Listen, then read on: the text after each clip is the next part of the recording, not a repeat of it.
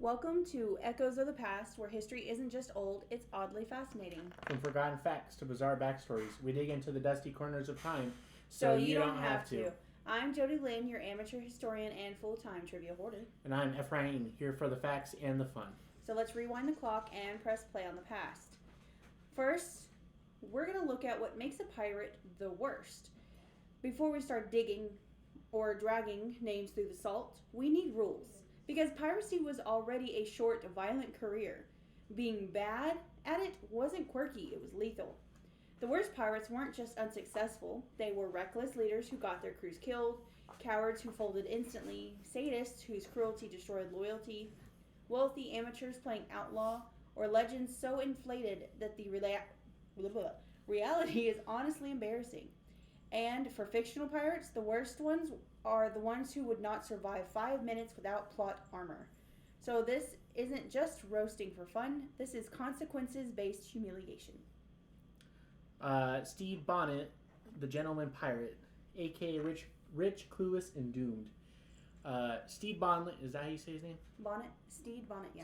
Stede Bonnet. Yeah, that's just the first name. Okay, Stede Bonnet might be the most painfully unserious pirate ever to exist. By the way, the reason he's asking is it's spelled Stede, so I'm saying it's Steed. Or it could be Stede, but that sounds retarded as all get out. I know. I'll read the section, then I'll look on Google on how you pronounce it. He was a wealthy plantation owner in Barbados, married, educated, comfortable, and one day, instead of therapy, he chose piracy. He had no sailing experience, no combat background, and no criminal instinct. He bought a ship. He named it Revenge, like a man who had never actually needed revenge for anything. By the way, already this is sounding like the sea shanty by... I don't remember what their name is, but he literally is like, I got out of college and didn't know what else to do, saw a sign for somebody needing a captain, and just said, fuck it. It's a pretty funny song, but yeah. All right. Bonnet paid his crew wages like corporate HR department. Pirates didn't do that. Pirates split loot. Paying wages immediately put him in debt. And he also told his crew that he didn't understand piracy at all. He relied heavily on Blackbeard, who essentially adopted him like a confused golden retriever in a tricorn hat. Blackbeard took over Bonnet's ship because Bonnet kept getting captured. Yes, repeatedly. Bonnet was captured, escaped, recaptured, escaped again, and finally caught for good. He was hanged in 1718. Oh, this is the, in Black Flag, he's like the first character you meet that isn't hostile. Really? Yeah, you, after the storm in the prologue, and you kill Dunwall for his assassin's outfit. Why is it Dunwall is always the name used for things? That's the only time I ever heard Dunwall used as a name. It's also in Dishonored. Okay. I played Dishonored. And to get off the island you're stuck on, you run into... He had a different name, but his last name was Bonnet. But yeah, he's like a very goofy, cowardly man in the game. He sounds like it. Yeah, and then he becomes a pirate. It's not like in the same way he did in real life. In the game, he's just kind of like, I want to be a pirate, and so he just became a pirate. Kind of also reminds me of that. When you play Red Dead and you're doing the bounties and you have to go get that one really nicely dressed dude. Yeah, the online bounties. Yeah. The legendary ones. Yeah, that's what this one reminds me of too. Yeah. Yeah, and what she's talking about in Red Dead Redemption 2 online is one of the legendary bounties. When you get your bounty hunter card, you can do is this dude who's playing pretend outlaw. Yeah, wearing all posh outfits. He was like, he's like in this really nice white suit, and he's surrounded by a bunch of I think they're the Lemoyne Raiders, or just regular bandits. I can't remember. I thought it was the Mexican ones. Oh, I know which one you're talking about. I just can't remember what they're called. But yeah, you go and take him, and it's kind of like similar. He's like, oh, well, I can just get out of this, blah blah blah. And I can just pay him off. I can just pay him off, but the lawman, when you return him, he's like, no. No, psych. Yeah. Okay.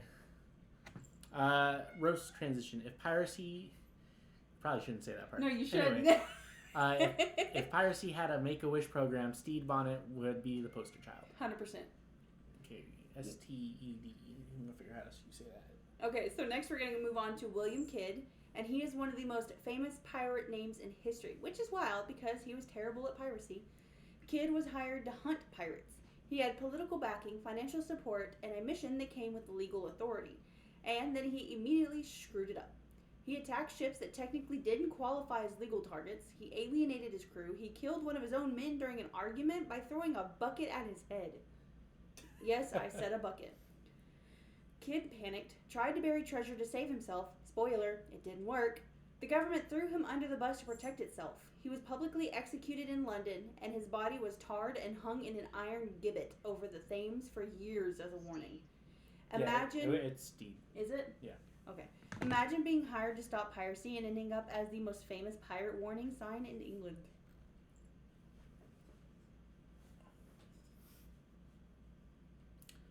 Charles Vane.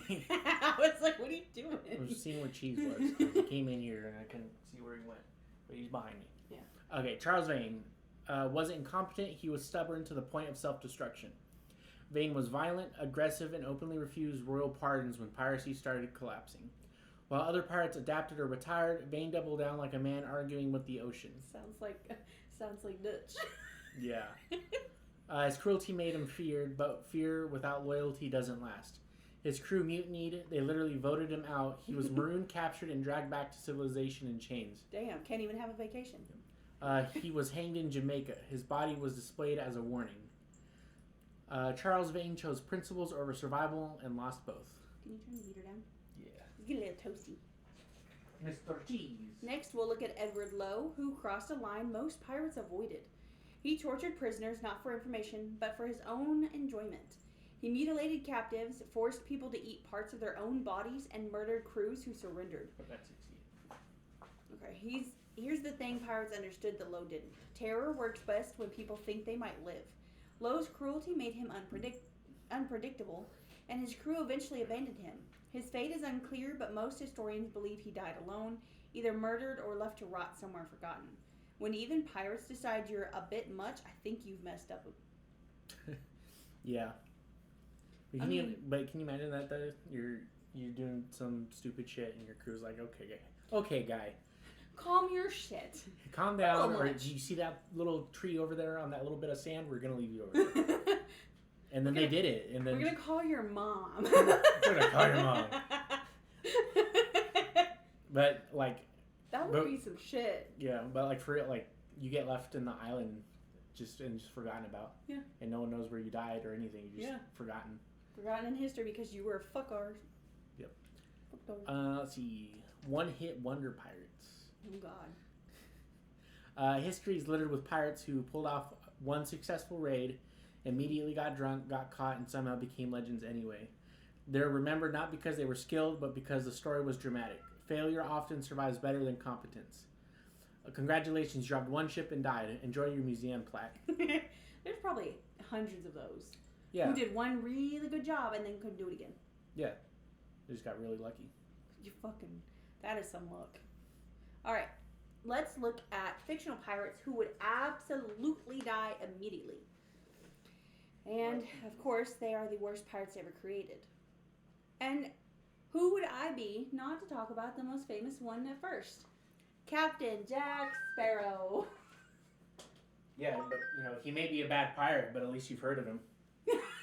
Yeah. That's what he says in the movie. I know. Charismatic, yes. Prepared, absolutely not. No logistics, no discipline, no disease management. He'd be dead from infection, starvation, or mutiny in under a year. Jack Sparrow survives on luck, which the ocean does not respect. I mean, in the very first episode, he was left alone. Yeah, he got the crew mutinied. Yeah, and then they felt bad. So when he found them again, they're all like, oh shit, my bad, guy. Let's try this again. And then they ended up doing it again. Like, I guess. This man, I don't know. But yeah, he pretty much was plot armor the whole movie. Oh, 100%. All three. I only really like the first three movies. Dead Man Tell No Tale was alright, I guess. And I haven't watched the one with Blackbeard in it. Just because I don't really care to. I don't remember that one. Is that the one that he goes and finds his daughter and then he dies at the end? Not Jack. Barbosa? Yeah. Is that one? Because I remember seeing that one one time and I was like, eh. I don't fucking know. I played the Lego version of it. Okay. That's it. Let's look at Long John Silver. Not the fast food chain. Based off the fast food chain, or vice versa, one of the two. Clever, manipulative,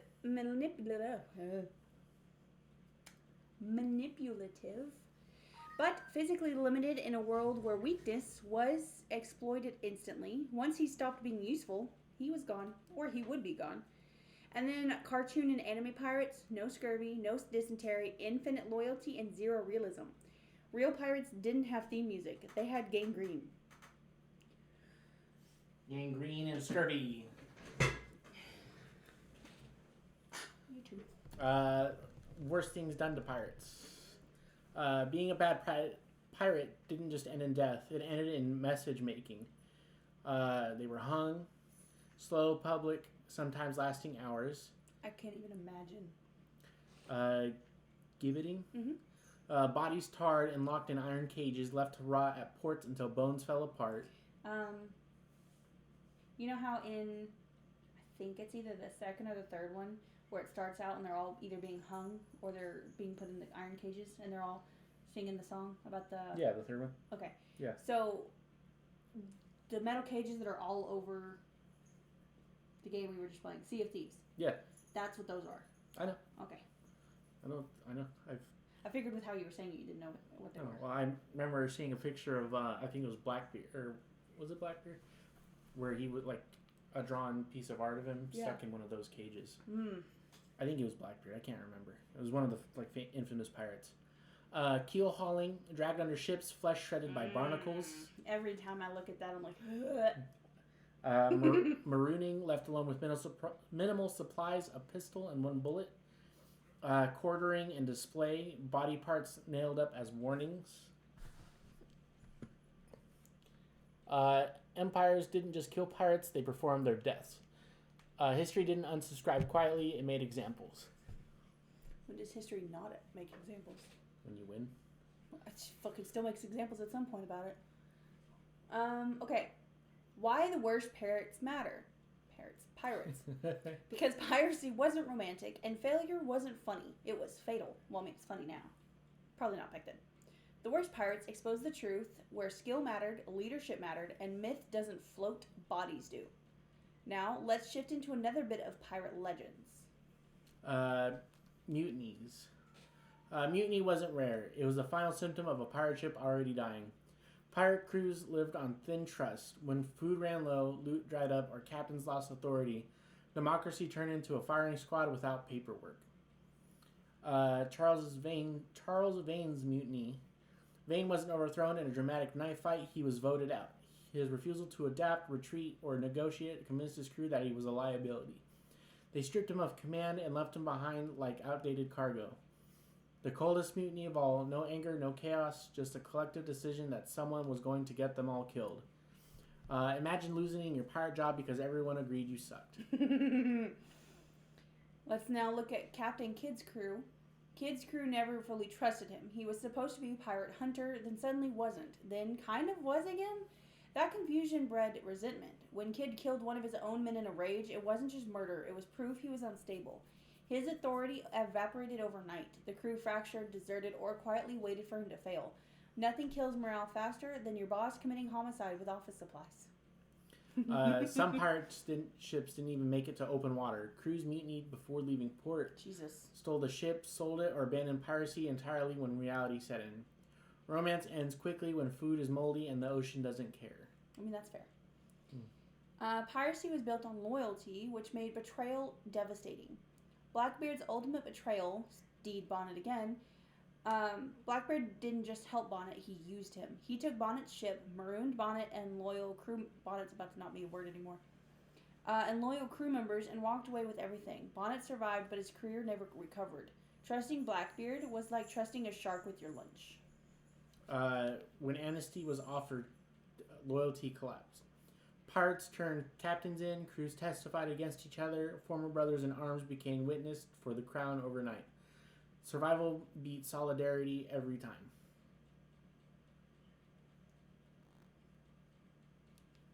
Some pirates pretend to surrender, then attacked once guards lowered their weapons. Others surrendered genuinely and were slaughtered anyway.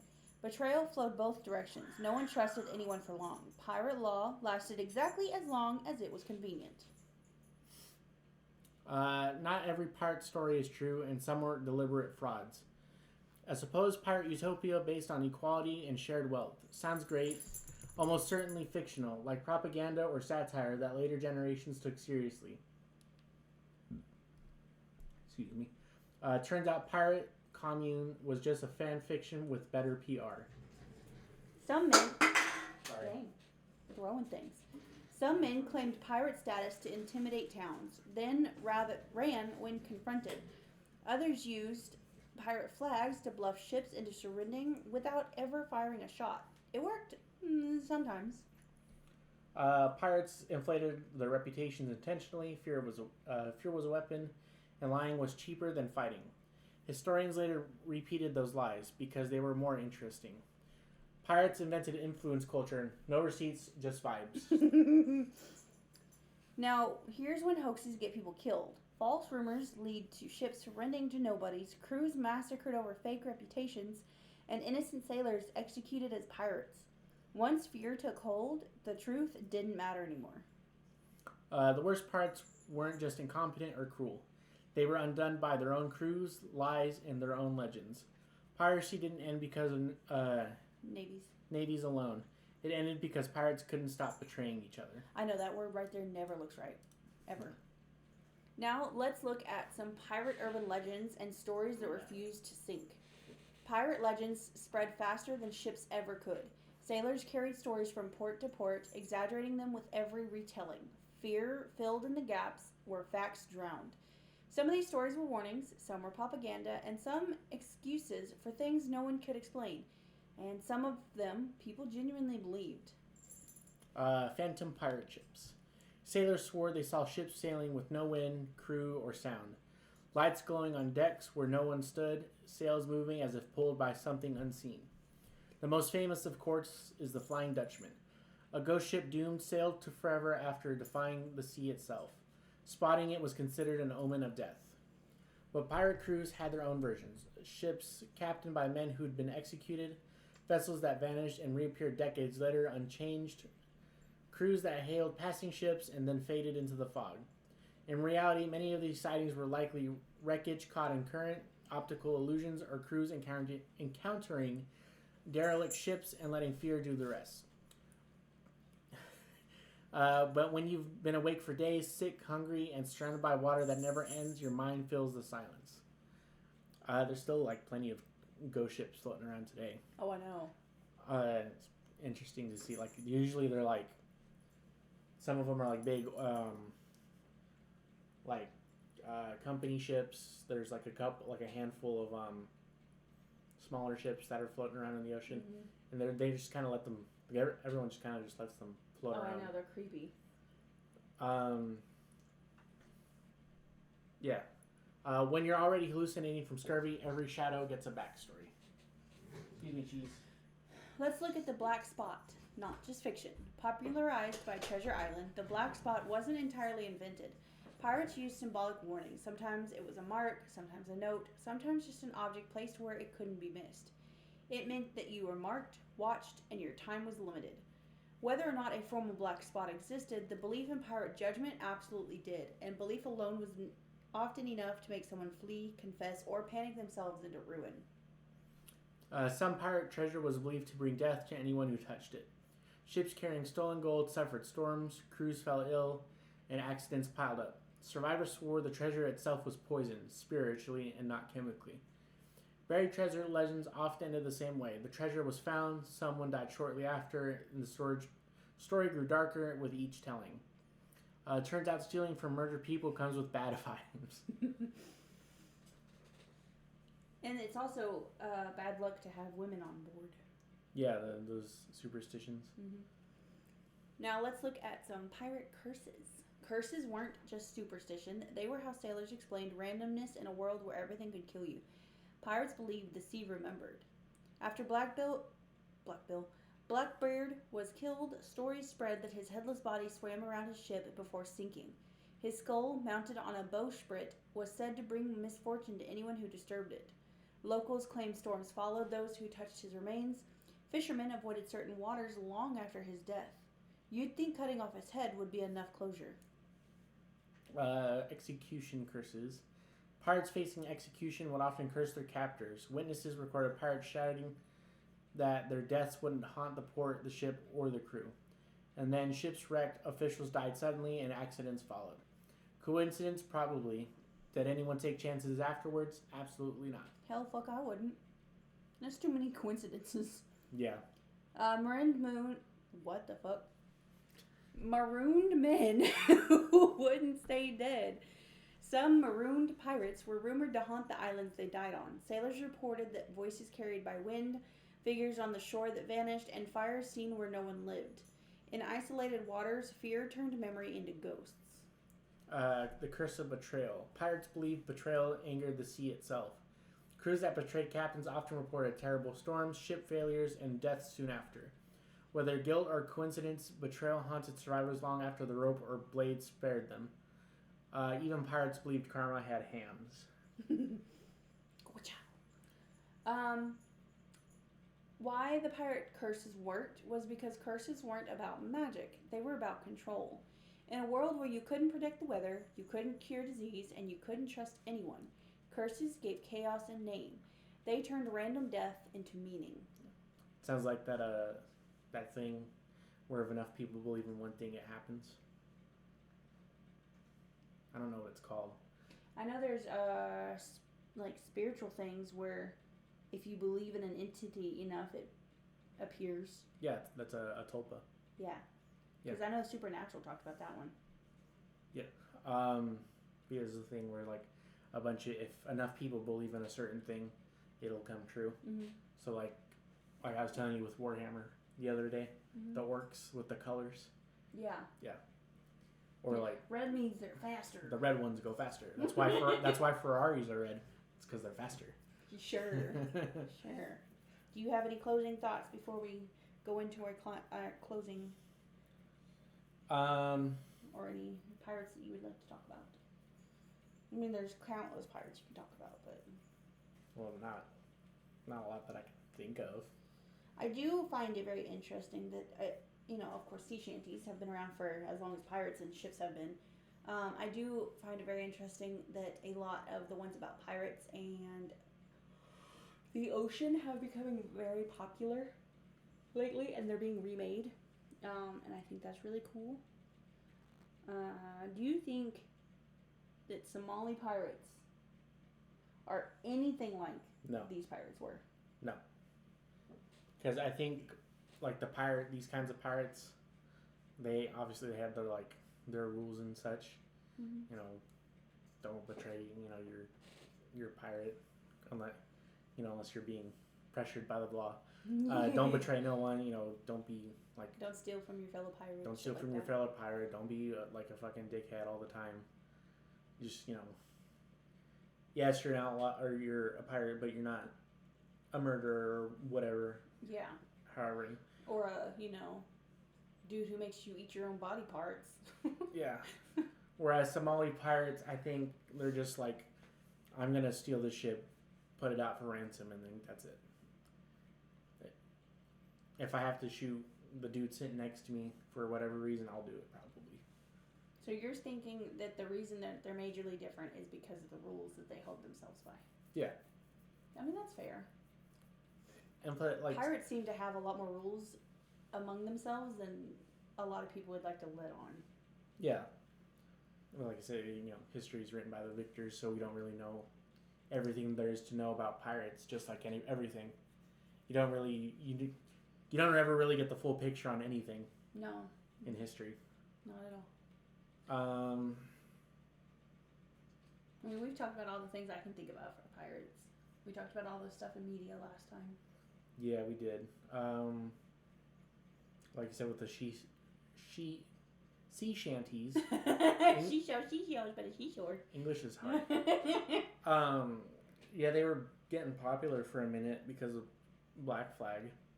Because when you're sailing between missions or whatever, or just doing whatever, being a pirate and attacking other ships, in between those times, your crew can sing shanties. And you can get more shanties by collecting them on when you're at port and you're just exploring the world. I'm surprised there's not a lot of actual sea shanties in Sea of Thieves. There are a few, but there's also a lot that aren't shanties at all. I'm like, what the fuck? Yeah. Then like a lot of shanties were just like made up on the spot too. Yeah, that is true. So not all of them were ever written down or passed on to the next person or whoever. They just kind of happened. Yeah.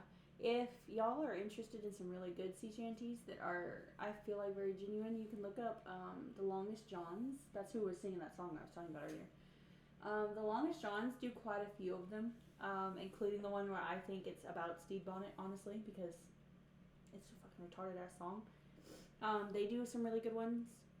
I don't know the names of the other guys. Alright, I think... Excuse me, sorry. I think we are ready for the closing. Okay. Pirates feared the sea more than law. They feared curses more than cannons, and they feared being forgotten most of all. And maybe that's why these legends survived, because stories don't drown the way bodies do.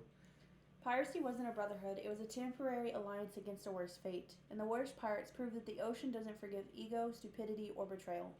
Not every pirate was a legend. Some were fools, monsters, and were rich idiots playing outlaw until the rope tightened. And the ocean treated them all the same. Thanks for wandering through history with us on Echoes of the Past. If you liked what you heard, subscribe, rate us, and tell that one friend who still quotes fun facts at parties. And remember, history may repeat itself. But we promise not to. See you in the next Echo.